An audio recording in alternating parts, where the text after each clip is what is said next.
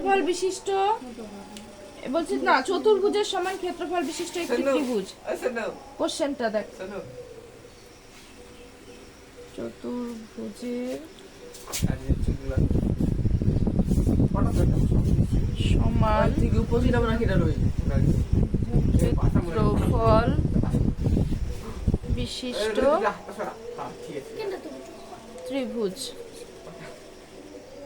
ঠিক আছে, তাহলে এটা প্রথমে কি করতে হবে বলতে, একটা আগে চতুর্ভুজ করে নেব। চতুর্ভুজটা কিভাবে আঁকবো?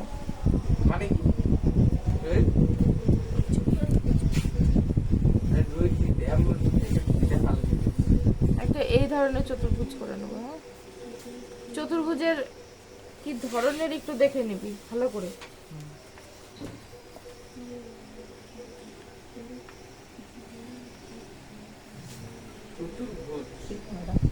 এই ধরনের একটা চতুর্ভুজ, ঠিক আছে, এরকম একটা চতুর্ভুজ করে নিলাম। তারপরে কি করতে হবে বলতো, তারপরে এটার নাম দে, A B B C D. এইবার কাজ হবে কি, আমাদের এ আর সি পর্যন্ত একটা দাগ দিয়ে দেওয়া।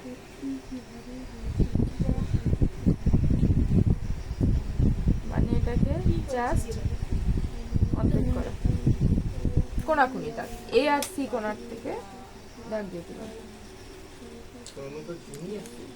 নেক্সট কাজটা কি হবে, ধীমান একটু বন্ধ কর।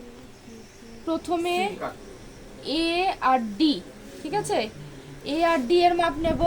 প্রথমে এতটুকু তো বুঝলি, প্রথমে একটা চতুর্ভুজ করে নিলাম, এ আর সি কোনাকুনি দাগ দিয়ে দিলাম।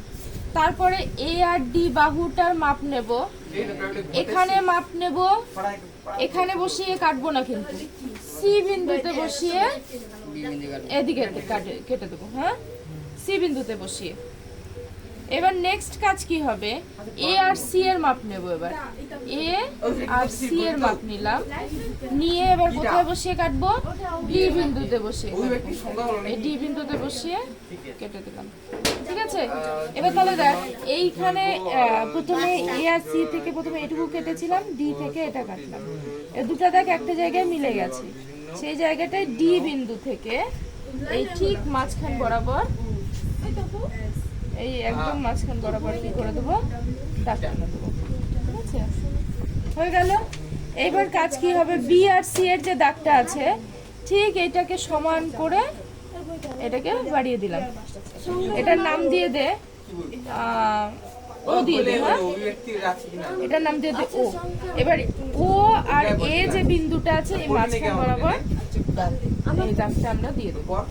এটাই হয়ে গেল চতুর্ভুজের সমান ক্ষেত্রফল বিশিষ্ট ত্রিভুজ অঙ্কন।